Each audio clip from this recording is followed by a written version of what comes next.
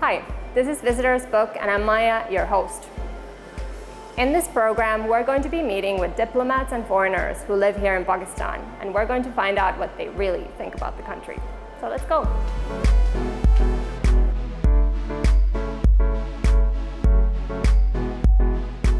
So today we're going to be meeting with the executive chef of Maija, Thomas Figovc, and he should be waiting for us here. So let's go find him.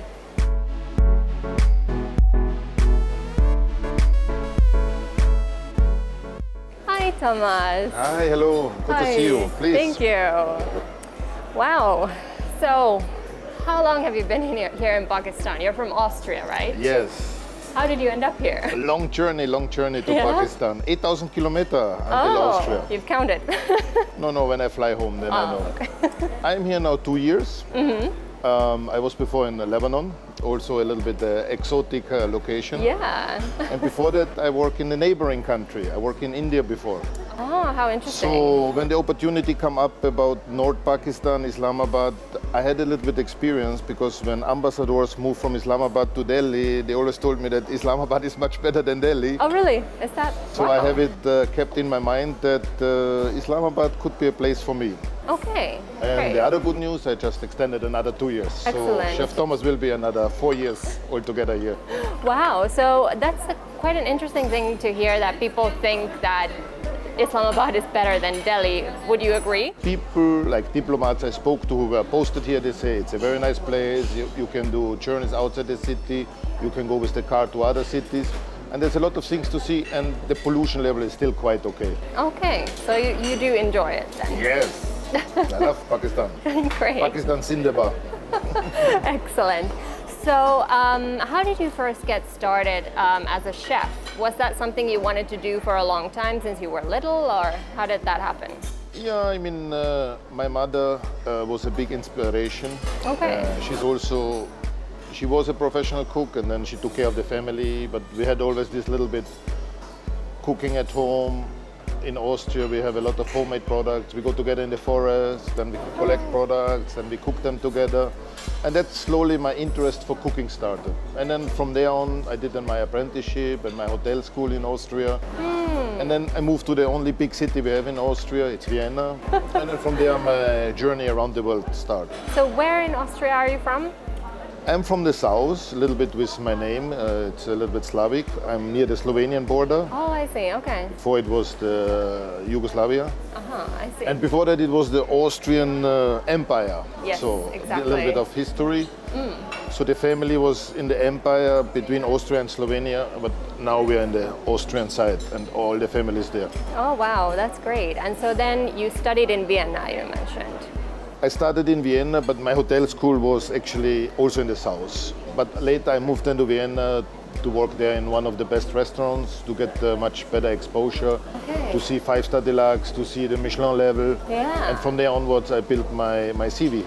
Excellent. So starting from Vienna, from your home country, Austria, what made you want to come and work in these faraway countries? I think what I always enjoy is to discover other countries. If you go for vacation to India where I work, let's say to the Philippines, Indonesia, Middle East, it's a vacation. Yeah. But to experience a country, you need to work there. I work around the world. For me, one day Austria, a small country, was too small. Okay. Austria is very conservative. If I'm not there for 10 years, I come back, oh, there's one new building. But otherwise, not so many things change. That's true, but yeah.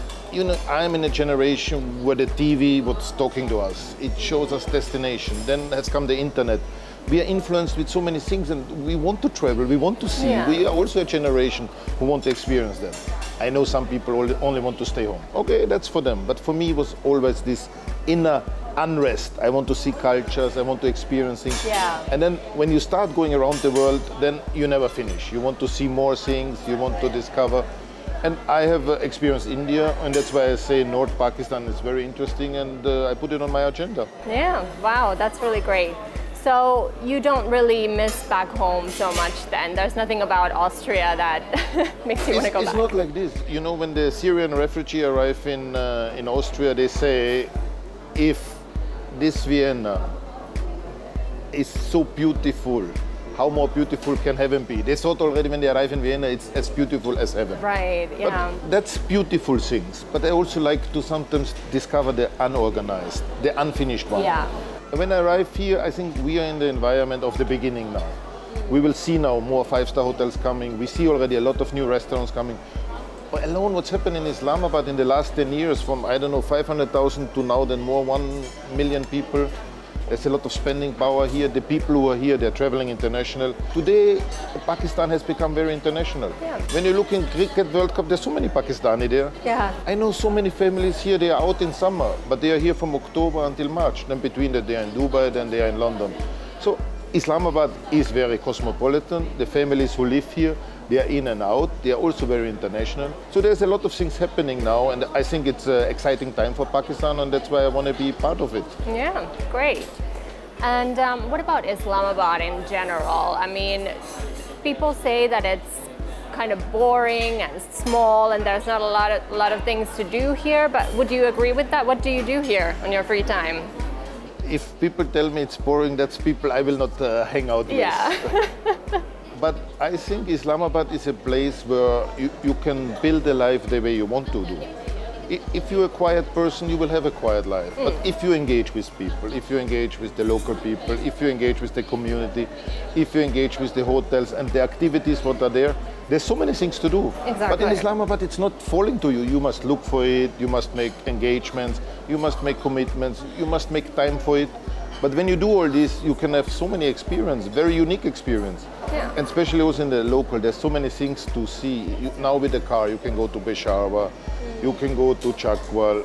There's one Hindu temple, I did not even know. We are not having the Hindu religion here, but there's a nice Hindu temple where you can go, and it's a very nice day trip. We can go to the Mirpur, there's a big dam.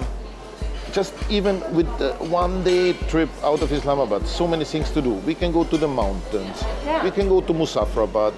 There you can go in the lakes, you can go in the rivers. There's one lake 40 kilometers from here, you can have a day trip and swim there. Yeah, exactly. There's so many things to do, but the people say, oh, I don't know what is to do, and it's boring. Okay, in winter sometimes it is a little bit boring, but as soon as summer is here, spring is here, I had never a boring weekend. For sure, for me it's a little bit easier. I have friends from Pakistan here, they help me. Always easy, but wherever I go, also everybody is so nice. I think the hospitality here in Pakistan is unbelievable. It's a natural giving, nice hospitality. And I think I work in hospitality. I had to go in countries and train people on hospitality. Let's be hospitable to people. But here, wherever you go, wherever I go, I was never ill-treated by anybody. Wherever you go, they are welcome, have a chai, let's sit down, have a talk. Everybody is so helpful. I think it's an amazing country. I think by British it was voted by one of the best travel destinations. And I think it is, because wherever I go, it's really nice. But if you go within the border, you have now the highway from Peshawar until Lahore. I think this area will be also the future of the country. It's well connected. When you go in summer, before the spring to Peshawar, have you been to the area where all the peaches and the cherries blooming? Oh, I have not seen that. That sounds amazing. So amazing. And there's so many corners where you have experiences, and you really don't know how beautiful this country is. Yeah, wow, that's amazing. So what about your daily life as a chef? What is a typical day like for you when you come here? First thing in the morning?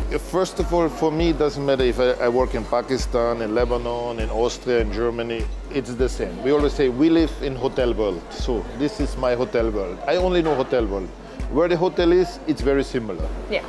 For sure, for us, being in the hotel, going around checking things, making sure things are happening, it's a very big job. I have 120 chefs here. So I come in the morning like you drink tea or I drink coffee. That is the start of the day. Then I look what's happened. We have a lot of VIPs happening here. We have ambassadors coming, we have minister coming, we have delegation coming. Then we have the local politician. We have near us the head office of the group. So on our daily routine, a lot of things happen. So that's in terms of operation. Then I need to look for the staff, what's happened, who is here, who is not here, how we are planning the week. And the other main focus of my work is products. You know, we have 7 restaurants. We have Chinese, Japanese, Thai. So to really look what is going on in the operation, and we are challenging with products. You know, now it's sometimes not easy to bring products. Sometimes the tax change, sometimes the supplier cannot fly, sometimes it's bad weather, the plane is not coming in, because we're importing a lot of products as a five-star hotel. Yeah. So there's a lot of daily follow-up to make sure things are coming in, things are going right, that the chefs have all the things they need. So just to make all these little things work on a daily basis is a huge job. And on the other side, I meet people, we're making new connections. When you work with diplomats here, where the diplomatic area is so close to us, the diplomats also have assignments for 2 years, 3 years. So permanent, I make good friends, and permanent, I leave good friends. Exactly, yeah. So this summer now, June, there's sometimes a time I walk in a party and 30% of the people tell me I'm leaving, I'm leaving. Right, exactly. I say, man, we just make friends and we have so good time.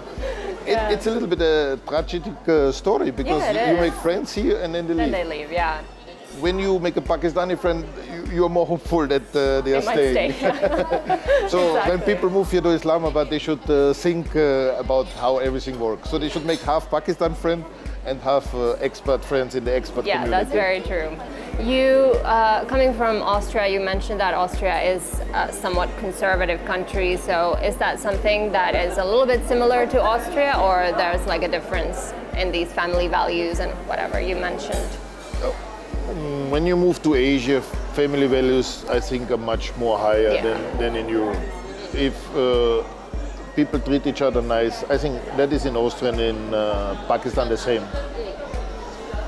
But I think in Europe sometimes we put other things maybe above family, about helping each other. And because I think a lot of this is taken over by the government. We have the social system. Yeah, here you have less of this, so the family is important. The respect for the family is important. The advice of the family is important. What the father says is important. Yeah. I think these are values what are here, but I enjoy to see different things. I enjoy to see different culture. You cannot always compare one-on-one. I think in Europe now people grow up very fast. In Europe, you grow when you're 12, 13, 14, you're already a grown-up. Here, I think it's only happened with 20, 25, so there is a lot of differences.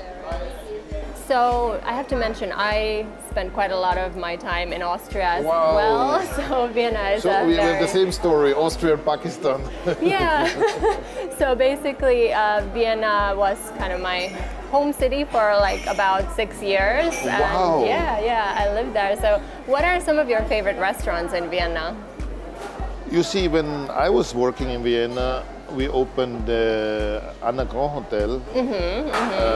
There we had a beautiful Japanese restaurant, and on top of the floor we had the French fine dining, and that's where I started one of my earlier career there. Okay. That was very lovely. But great. I mean, my absolute top favorite when I'm in Vienna, I need to go to the Prater, you know, the entertainment park. Absolutely. And there is the Swiss house, the Schweizer house. Yeah, with the schnitzels. The schnitzel, and a little bit happiness. Yeah.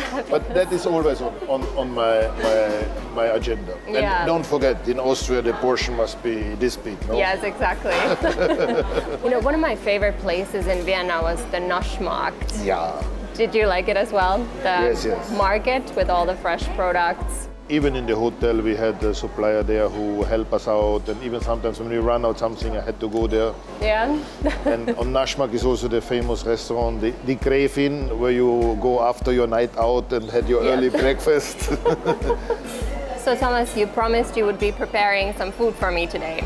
Wonderful Kashmiri saffron, you will see the explosion of flavor. And maybe a little salad with some prawns. So I think these two dishes we will prepare. Amazing. It'll be lovely. Great, looking forward. Time to take a short break. See you in a bit. So let's go.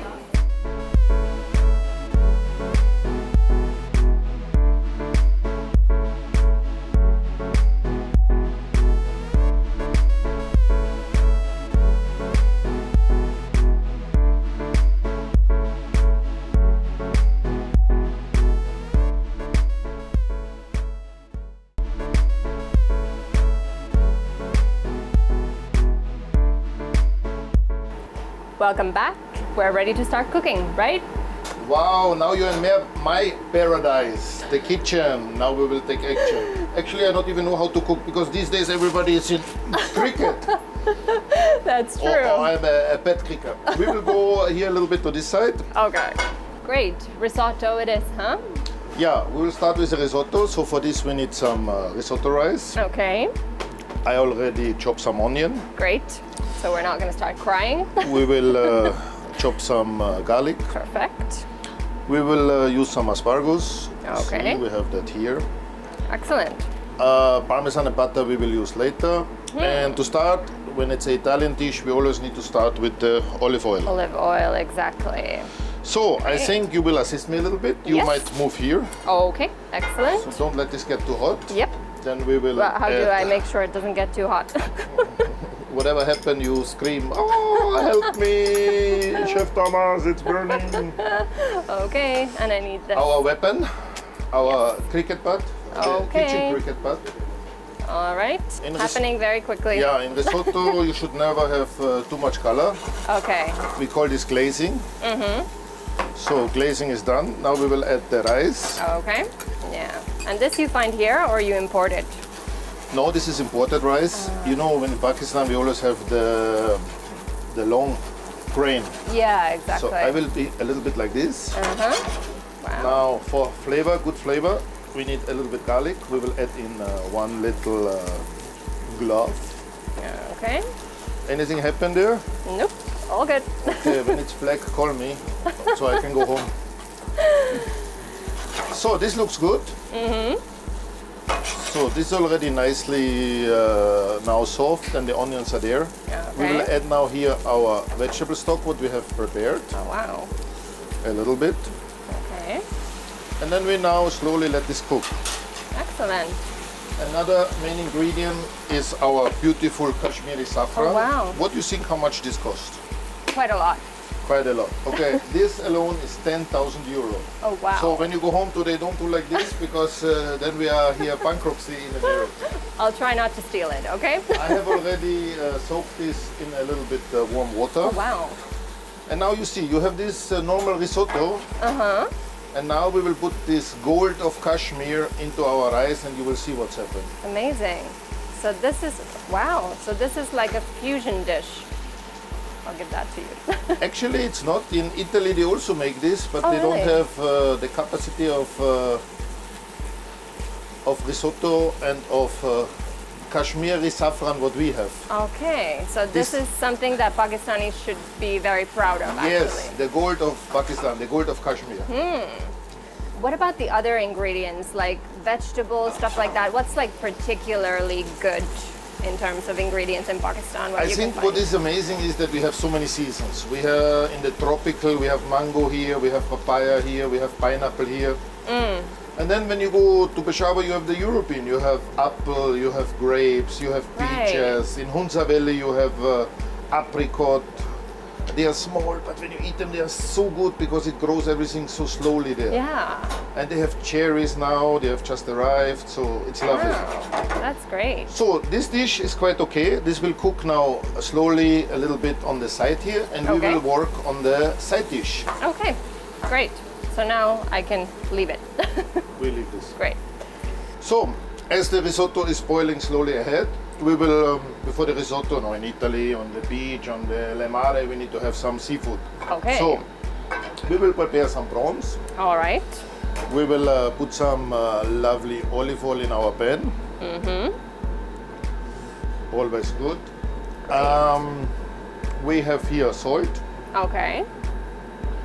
And pepper. You can use white pepper, black pepper. And also a little bit our beautiful olive oil. For the better taste, we will put also here a little bit garlic. Great. Garlic is healthy, we will live forever. You know, there's this small village in Italy where they live forever, 90 and 95. Apparently, yeah. So after this prawns, we also will retire there, so we will become 95. Inshallah. Okay. So, the pan is getting slowly hot here. Okay. Now we will add the prawns. Yummy. They are nicely marinated. We have the garlic, Wow. So this we can use, don't throw it away, it's only marination. So that slowly cooks already ahead. We will take here one little tongue. Prawns don't need long, okay? One side 30 seconds and then the other side, that will be more than sufficient. Yeah. So garlic is in, is lovely, salt, pepper is in, everything is going as per plan. Great. Lemon we will prepare slowly here. All And right. we have prepared cherry tomato. Excellent. Cherry tomato give a nice flavor. Oh wow, the smell is incredible. Yeah, exactly. So, but the tomato not too early inside because the prawns need to cook the longest. So first only the prawns. So these you can't really find in Pakistan, right? This is from Pakistan. Oh, yes, really? we have very good prawns. We have a long coast. Not here From in Islamabad. Karachi or out of like Karachi, Sindh. Yeah, yeah. wow. Incredible. So tomatoes in, we can see already everything comes lovely together. Wow.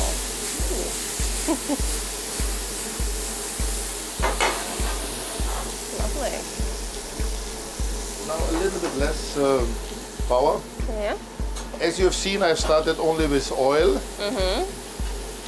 We put the salt, pepper in already. Yeah. Garlic for good flavor. What I will do now, that this whole dish cooks lovely into one dish and everything is combined, we will put a little bit butter. Okay. Wow. So Thomas, what do you enjoy the most about cooking? Like, what is the thing that fascinates you about this whole thing? First of all, to learn cooking, you need 7 to 8 years. After 7, 8 years, all these cuisines, flavor, techniques come together. It's like a computer this big and this full of information. And then when you see dishes and other things, this is the same dish, this is the same technique, this is from this recipe. A lot of things are the same, especially when you travel in so many countries like me. And then you experience, this is the same technique or this is from there. But for this you need to learn so long. And that's why it takes so long time to become a good chef. Yeah. We have a learning of 10 years. Yeah. And our world has become so global now.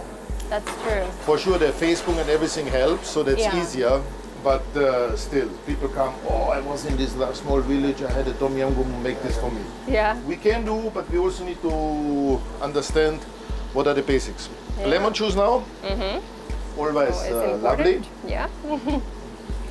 Is there anything you've picked up about like Pakistani way of cooking? You know, I was in India, and India had very good vegetables. So now I come to Pakistan, they have these good dishes with vegetables, but they put meat inside. So I'm more happy here than in India because you're a meat lover. I'm a meat lover. I get all these good flavors now, and they even put a good meat inside. So Great. I'm very happy. Perfect. So this is also almost done. Only before we will serve, we will put a little bit the herbs. Okay. So this we can now put on the side. And we have just to do a little bit a meat dish for the risotto. Okay, great. So for this we will use the veal chops. Wow. So this is veal meat. We will use a little bit flour. Okay. And now we will use a little bit eggs. We have whole eggs here. Excellent. So you've also had the chance to cook for some pretty famous people. Could you tell me a little bit about that? Yes, there are many. I cook for Steven Spielberg in the Four Seasons Berlin. Sylvester Stallone was there. Oh, wow. Michael Jackson was there before me, so I did not cook for him, but it's okay. And then Jacques Chirac. But there is one person I really want to talk about. You know Julia Roberts? Of course. You know the movie Eat, Laugh and Pray? Yes. That was shot when I was in India, and she stayed in my hotel. No way. Yes, and I really have cooked for her for 1 month when she was there. Oh, that's amazing. And there were 2-3 dishes we even have named after her and then introduced in the menu. We call it the Julia Roberts salad. It was a salad with rucola, like here, and goat cheese. She loved this salad. Ah, so even sometimes now when I work in international hotel, I put it on the menu. I call it the Julia Roberts salad. Okay, wow. I have not done it here, but you see, you give me some good ideas, so I think we should... Maybe you should. Yes. Now, after this interview, everyone will be asking for the Julia Roberts salad here. Yeah, I can have it, I can have it. So here, just to update, we have put 1 egg. We will put fresh Parmesan. Okay. Now we will take the meat, put it in flour and then Parmesan and then in the pan. Great. So this gets slowly hot here, so we put olive oil. All right. Then always a little bit salt and pepper on the meat. No, it's always good. So very famous Italian dish, piccata. But a lot of people cook it wrong, so I will show you the correct way. Great. So first flour, then the Parmesan and the egg. Then the same one more, 1 dish. And the second one. Now we will slowly put this here in the egg. And it looks already yummy, yummy, yummy. Yes. It will very soon go in the pan and then in the tummy. So, pan should be a little bit hot. We have already prepared. Okay. Pan is hot. Piccata out. Piccata in. Not too much of the egg. And the pan exactly like this. Not too hot and not too cold. When it's too cold, it sticks, and when it's too hot, it burns. So I think we're quite okay here. We will now increase a little bit the flame. Okay, this is slowly cooking. Very good. We have a little bit the asparagus. This is not Pakistani. That is important and only in America. We will blanch this a little bit, and I have already before cut the asparagus. That will be for the risotto. Yeah. Excellent. So very soon we are finished. Perfect. We will just cook a little bit here the asparagus. Yeah, I'm already getting hungry just looking at this. Good. I told you, when you visit me, don't take breakfast. We will have everything together. Perfect. So, here is the beautiful prawns. Only need a little bit of the herbs. Okay. Then here's the risotto. Risotto finishing always with a little bit butter and Parmesan. We will do that also. All right. That's going quite good. So we are focusing here on finishing. We need now only a little bit of the Parmesan. All right. Put the Parmesan a little bit more. Always good for the taste. Perfect. Parmesan we get now very easily in Pakistan. Oh yeah, that's not a problem anymore. Not like 10 years ago. So here we can see already all the colors, the green, the yellow, and the saffron of Pakistan. So international dish with the gold of Kashmir. The prawns are also coming together, ready. Yummy. And now I will turn over the piccata. Okay. That's also almost done. So. Wow. Look at that. Ah, excellent. Yummy. So you always like to work with the professional chef. Everything is good, nothing burn. It looks easy, but it takes a lot of time. It takes many years. You know the 2 most important ingredients for a very good dish? I do not. You know, the people ask me this always. Yeah? And then I say you need to have 25 years experience and you must cook with a lot of love. So 2 things what are not easy to acquire. Yes. So this looks good. Okay. Yeah, in the olden days you put a little bit butter. These days we are all a little bit more health conscious. But actually butter is a good fat. Butter has only 70% fat. So butter is not like oil. Oil has 100% fat. Right. Or this ghee, what is very famous here. Yeah. I don't like in the it. West, actually. I don't like it too much, but that's my personal flavor. And personal flavor should not come between us. So here we are quite good now. Great. We will now slowly plate all these dishes and then we will try them. Excellent. Okay. Oh, the flavors, the hunger is there, so it's really time to plate up here now. Yes, it is. Thank you for all your good assistance. Yeah, you could not have done it without me. Yes, so tomorrow you will be in HR and then we will hire you. So, a little bit the prawns, yeah? Yummy. Looks yummy, yummy, yummy. It does. So they are coming up here. So this is like actually an art form as well, right? For sure, we are always somewhere near the artist, hairdresser. They have always problems, where will we put the chefs? But lately we get more attention. So this tomato gives good flavor and a good sauce. So Thomas, what is your answer to the age-old question of why is it only famous male chefs? Why no women? No, I think they're coming up now. Yeah? Also in Pakistan? Even in Pakistan I have some in my team. Yeah? So I thought you asked me first the old age question, if the egg was first or the chicken. So well, I can ask you that as well if you have an answer. I think the women are coming. The women are changing this country. It's not the men who will change the country. I will tell you, it's the next age of the ladies. Yeah. So I think this is a lovely dish. Looks we can amazing. keep it that way. Yeah. Wow. And then now here we will go for the risotto. Just one little touch.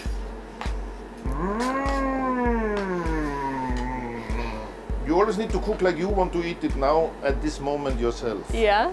That is what's called good food. Great.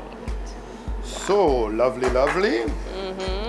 Our piccata, Wow. as you remember. Yes. So this is lovely. Here a little bit the asparagus pieces.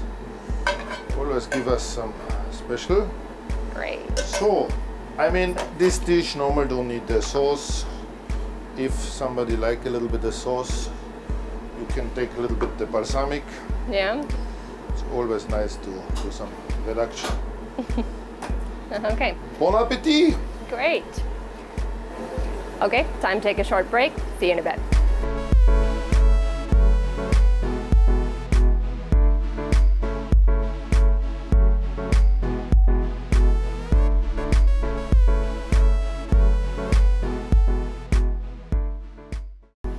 Welcome back. It's time to try some of the food we prepared, or that you prepared. Oh, you were a big part of it. Oh, come on. Wow. Looks amazing. Thank you. All right. So, which should we start with first? This is the starter. You should try this. The prawns with the salad and everything. It's lovely. Let's try. Let's see. This looks amazing. Okay. Wow. So much flavor. Oh, very good. Amazing. Bon appetit. Thank you. And let's try this one. Whoops. Yeah, that's the... Why don't you go ahead as well? Oh, it's okay. You had enjoy your own first. food, Yeah. enough. Chef is always on a good supply line. Wow. Really yummy. Yeah, and you need to try the risotto from the Kashmir. With all the long treats. Let's see. Excellent. Like you can really taste the saffron in it. Wow. So this is obviously very Western, this food. What about Pakistani food? Have you learned how to prepare certain Pakistani dishes while you've been here? No, like we speak before, I was 8 years in India, so that helps me a lot to understand the local Pakistani cuisine. Yeah. We really need to work, all of us, the media, you, me, to put the Pakistani food on a new platform. We first of all need to say Pakistani food is not Indian food. Yeah. You know, we have the perception in the world, oh, Pakistani food is like Indian food. So it's very important that we understand Pakistani food is different. First of all, it's also not so spicy. When you go to the north, we have dishes where we only put salt. Exactly. Put it in aluminium, put it in the oven, leave it there for many hours and take it out again. Now if people tell me, oh, your Pakistani food is so spicy, I never understand this. Then change the region where you are. For sure, when you're in Lahore, when you go down to Karachi, you have more spice. Yeah. But if you go in the mountain in the north, it becomes so mild. Exactly. They only boil the mutton, they only boil the beef. They only put salt on the mutton, put it on skewers. There are so many dishes. Yeah. One dish is always make me laugh so much. When you're in India and you say jalfrezi, it's a typical vegetarian dish. It's mixed vegetable cooked. And then here we have chicken jalfrezi. Exactly. So this chicken jalfrezi in India, nobody knows chicken jalfrezi. But here we have jalfrezi always with chicken. So it's so funny. And there's a few dishes like this. So that's very beautiful. Yeah. What's your favorite dish? I really like the Peshawar food also. There's one where they take the liver, put a little bit of mutton fat around and then grill it. This is absolute fantastic. Wow. Then you have some dishes, they are called steam roast. So when you do steam roast, you first marinate, then you steam the meat, and then you, after the marination and steam, then you do sometimes a little bit barbecue or you serve it direct. But it's really nice. That sounds amazing. So you really like Pashtun food, it sounds like that, right? Yes, and I also want to talk about Peshawar and the Pashto people, because I think it's very interesting. They have a different culture. I think, especially here in Islamabad, they also have helped to build Islamabad. The more I'm here over my 2 years, the more I understand how influential they are in the city. Yeah. And also the taste of the city is quite mild because of the northern people. And it's funny, they have their own language, they have their own culture. Exactly. And when you really look into that, it's really interesting. And I think this is a part what has a lot of influence in Pakistan and a lot of people not even know. Yeah, no, that's fascinating. What about the restaurant scene in Pakistan? Like in terms of, let's say, fine dining, is that becoming more of a trend? And is Islamabad the right place to be in terms of restaurants? I'm also traveling, so I'm aware what's happening in other cities. I'm also traveling sometimes to Lahore. Yeah. Karachi is a big city. It has much more people, much more restaurants, and a lot of things are happening there. Yeah. When I look at the five-star hotel only, I think here in Islamabad we have two major hotels, the Serena and us. But I still believe their standard is much higher than in Karachi. Okay. When we look at freestanding restaurants, it's not stopping to evolving. We have more and more international concepts. We have more and more concepts from Dubai coming. Yeah. We have things what work in India coming now.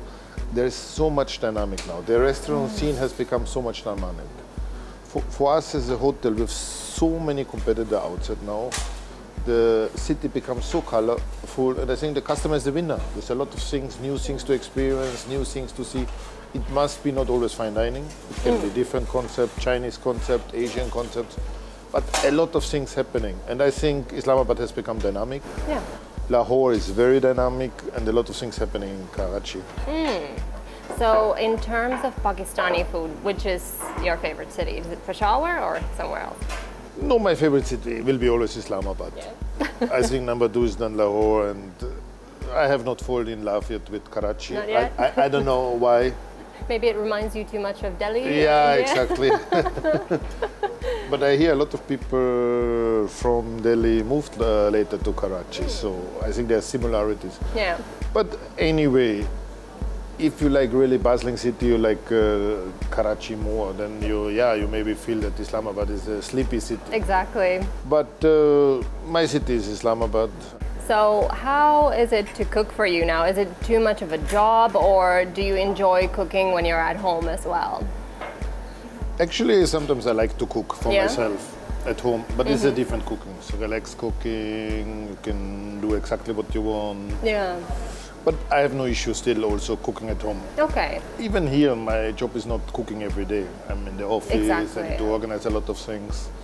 Need to purchase a lot of things. So there are a lot of things to do. Yeah. But that makes the job so colorful. Like people go in the office every day is the same. My job, I never know what's happened. Sometimes I cook for 2 people, sometimes I organize an event for 3,000 people. Exactly, yeah. So my job is very colorful.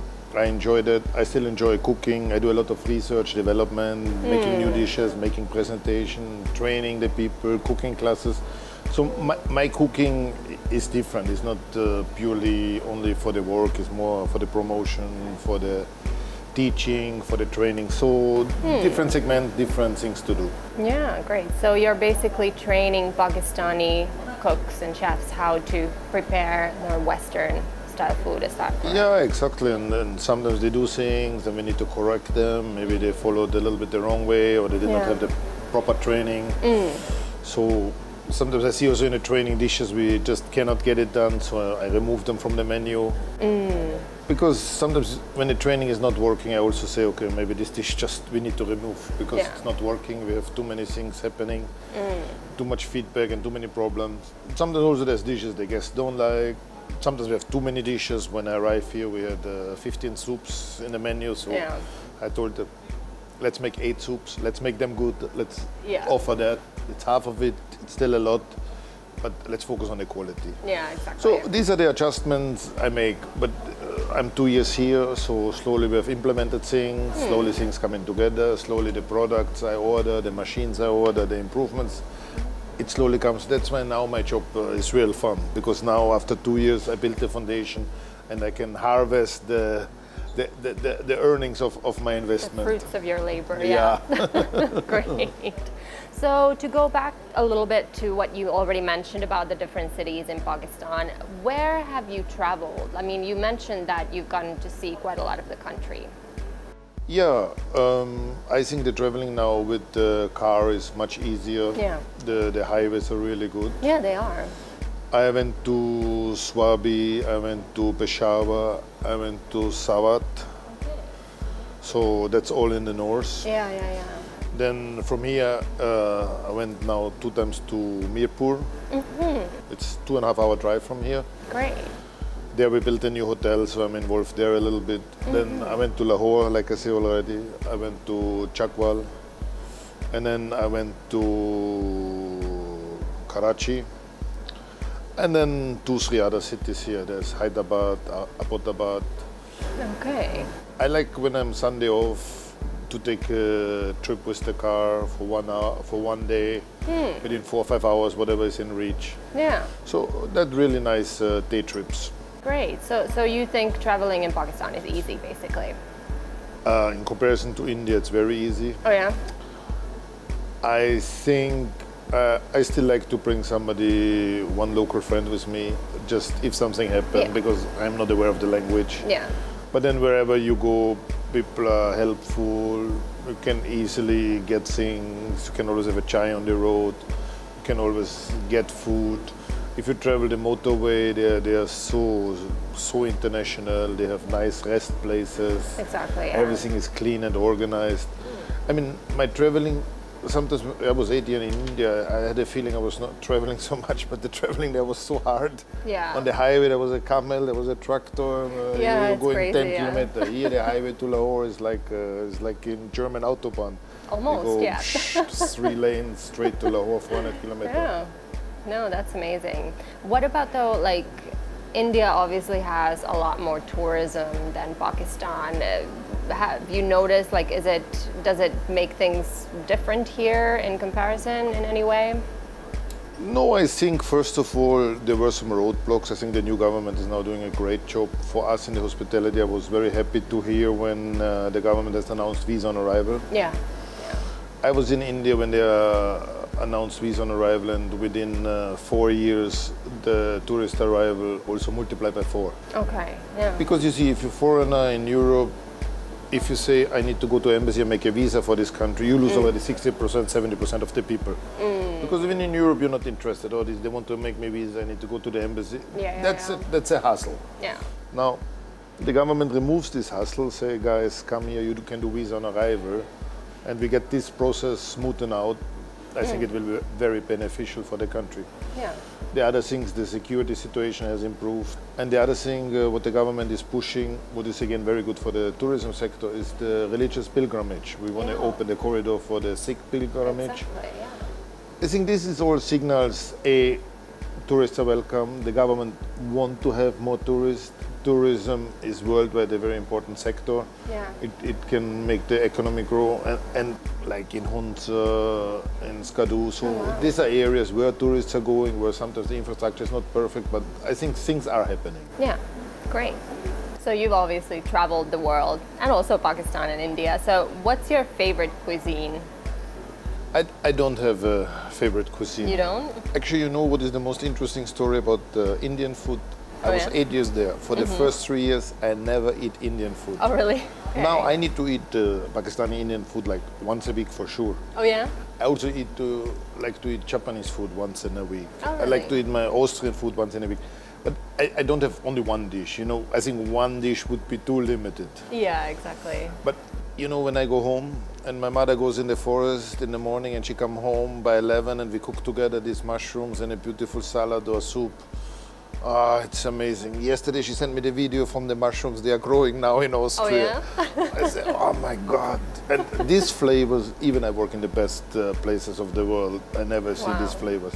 And I think even the richest people of the world have never seen these flavors. So, you know, these real home-cooked dishes where they go in the forest, they have their secret places. Even me, I can never find the mushrooms my mother find. Yeah? And then you cook this freshly. That is also So amazing. that's something you remember from your childhood. Yeah, exactly. Was that the dish that got you into cooking? Not like this, but you see, you go to the best restaurants and you have foie gras and truffle and you have this very elite product, caviar and everything. But one time I was home and we collected these wild strawberries what grow in the forest there. And you need to collect them, then you need to clean them. It's also hard labor. Yeah. And then you put them in the fridge, and in the afternoon you put some ice cream and these strawberries, so much explosion. I always say I feel so lucky to have all this. And I know a lot of rich people, and I say they might be rich, but they've never seen the flavors what we are trying sometimes. Yeah, great. Rich on flavor. Yeah. The flavor billionaire. Wow.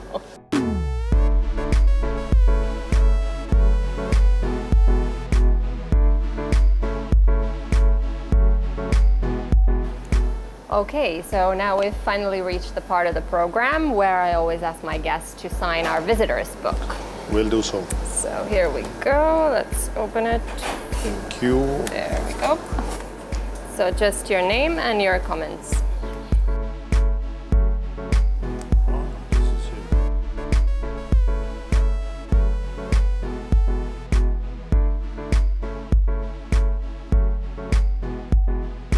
So here is now my smiley face, the Austrian chef. This is the Austrian mountain. Okay. All right.